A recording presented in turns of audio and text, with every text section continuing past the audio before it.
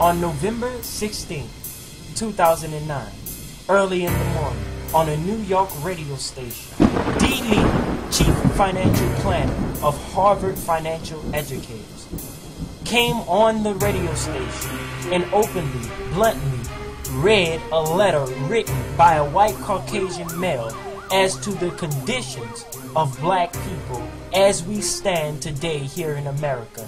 His deduction is one that is such a controversy that I myself have had the opportunity to grab this letter. So, if you will, I will read this letter to you. If you have an ear, open up your ears and listen to what this letter has to say. It reads, "They are still our slaves. We can continue to reap profits from the blacks without the effort of physical slavery.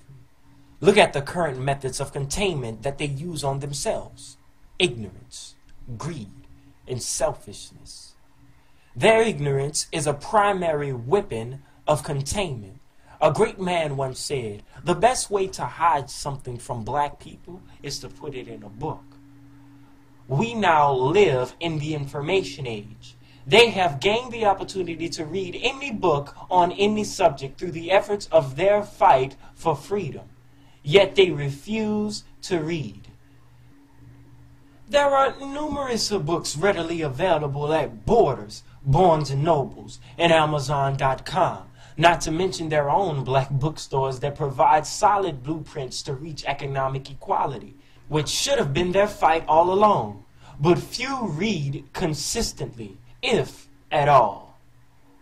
Greed is another powerful weapon of containment. Blacks, since the abolition of slavery, have had large amounts of money at their disposal.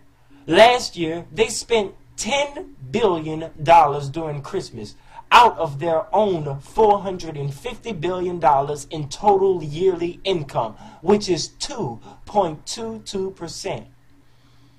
Any of us can use them as our target market for any business venture we care to dream up. No matter how outlandish, they will buy into it.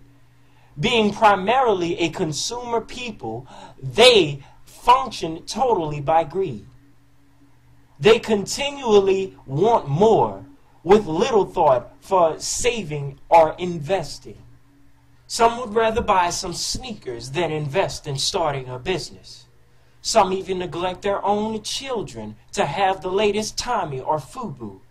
And they still think that having a Mercedes and a big house gives them status, or that they have achieved their dreams. They are fools. The vast majority of their people are still in poverty because their greed holds them back from collectively making better communities. With the help of BET and the rest of their black media that often broadcast destructive images into their own homes, we will continue to see huge profits like those of Tommy and Nike.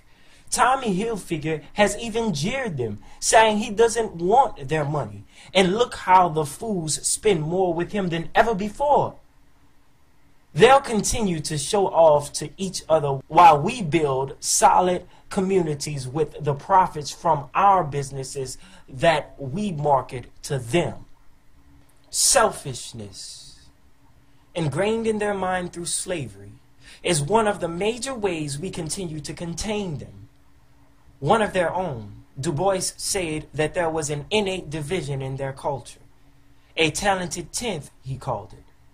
He was correct in his deduction that there are segments in their culture that has achieved some form of success. However, that segment missed the fullness of his work. They didn't read that the talented tenth was then responsible to aid the non-talented 90% in achieving a better life. Instead, that segment has created another class, a buppy class, that looks down on their people or aids them in a condescending manner. They will never achieve what we have. Their selfishness does not allow them to be able to work together on any project or endeavor of substance. When they do get together, their selfishness lets their egos get in the way of their goals. Their so-called help organizations seem to only want to promote their name without making any real change in their community.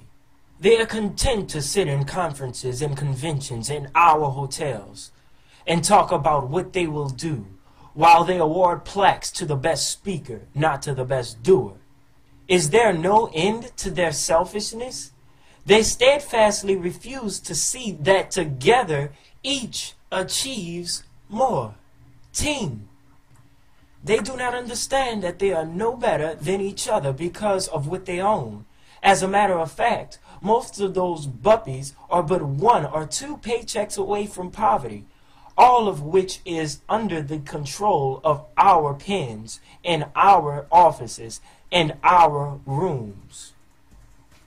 Yes, we will continue to contain them as long as they refuse to read, continue to buy anything they want, and keep thinking they are helping their communities by paying dues to organizations which do little other than hold lavish conventions in our hotels. By the way, don't worry about any of them reading this letter. Remember, they don't read.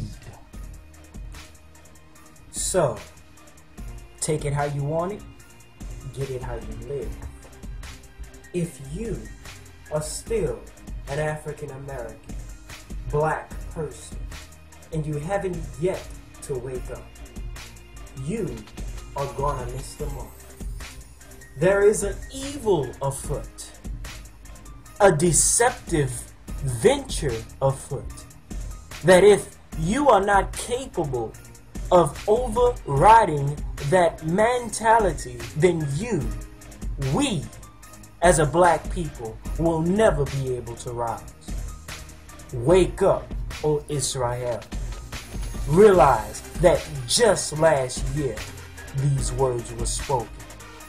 And this year, we need to be trying to rise.